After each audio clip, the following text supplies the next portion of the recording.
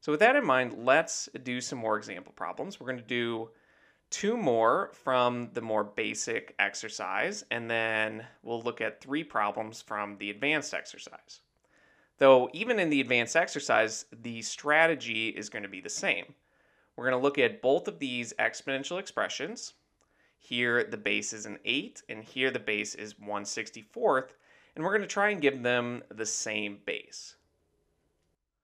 So when trying to find a number that'll work as the same base for each of these, we're looking for common powers of a smaller number.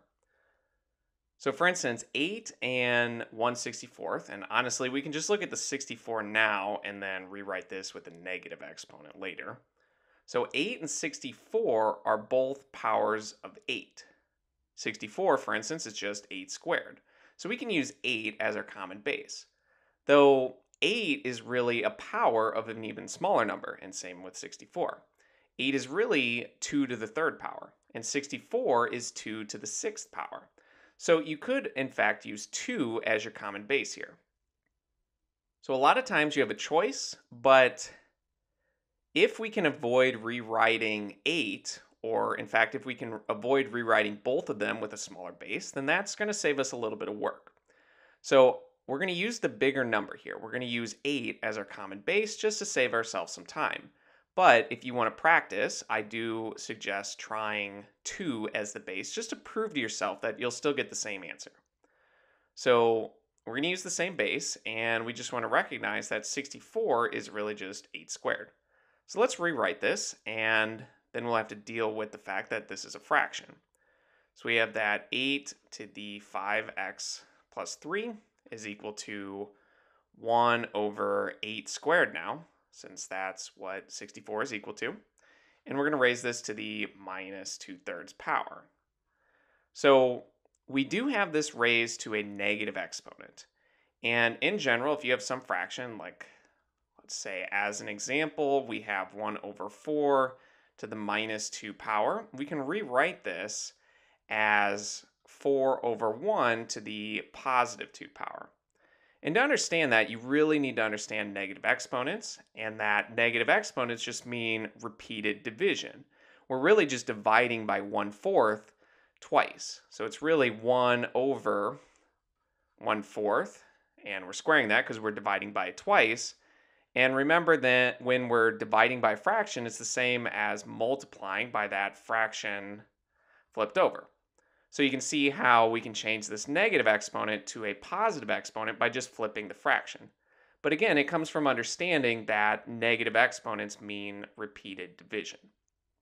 It's a little bit more complicated when it's a fraction, but the same rules will apply. So we're just going to rewrite this by flipping this fraction over and making this a positive exponent. And I'll just rewrite the left-hand side. So 8 to the 5x plus 3 is now equal to this expression. And in all honesty, we can just get rid of the 1 here, or division by 1. We have 8 squared to the 2/3. And we know that when we have an exponent raised to an exponent, that we're going to multiply. So 2 times 2/3 will just be 4/3.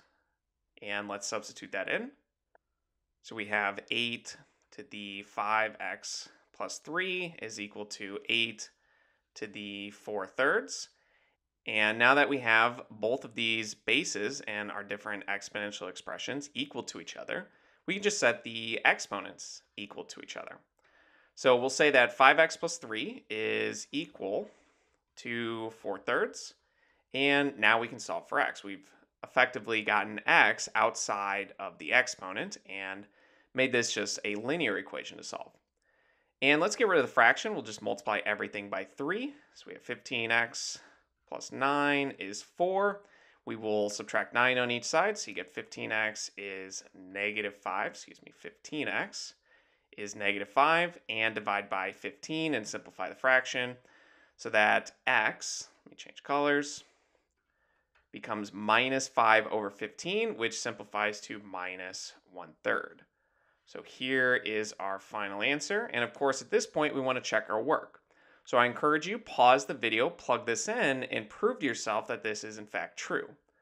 but we will move on with the assumption that this is the correct answer. But of course, like I said, if you're ever doing this, let's say on a test, or you need to know for certain that you're right, you really have to plug it back in. That's the only way to know for certain, because even if you do this for 30 years, you're still occasionally going to make arithmetic mistakes, and you need to account for that fact. Now remember, you can check these on a graphing calculator, which is what I usually do after solving these types of equations. So let's move on. We'll do one more equation from the basic exercise. And this one's an interesting one. So I'm just going to rewrite it. We have 64 to the 7x minus 8 is equal to 1. And I say it's interesting because we don't have two different exponential expressions on either side of the equation. In fact, we just have this one, and our answer is equal to 1. Now, the key to this problem is asking yourself, how do you get an exponential expression equal to 1? For instance, if you had 4 to the x, let's make it simpler, is equal to 1. What value of x would make this true? And it's generally true that if you take any number, let's say a, and raise it to the 0 power, you get 1 as your answer. So in this case, x would have to be 0. 4 to the 0 power is equal to 1. Or like I said, any number you want raised to the 0 power is equal to 1. So we'll use that idea. Basically, the exponent here has to be equal to 0. So we're just going to say that 7x minus 8 is equal to 0, and then we can solve for x. So let's add 8 to the other side. We get 7x is 8, and divide everything by 7. We get x is 8 sevenths. And this one's quick that we can check it by hand. So let's plug in this number. We want to plug in 8 sevenths into our expression here. So you get 64 raised to the 7 times 8 sevenths for x minus 8. And we'll simplify it in the hope that it does equal 1. So for instance, these 7s will cancel out. 7 divided by 7 is just 1. So that and that will go away. And we get 64 to the 8 minus 8, which is 64 to the 0. And we know that when we raise any number to the 0 power, that's just equal to 1. And that's what we were looking for. So because we checked it and it did make sense, we can feel very confident that this is in fact the right answer.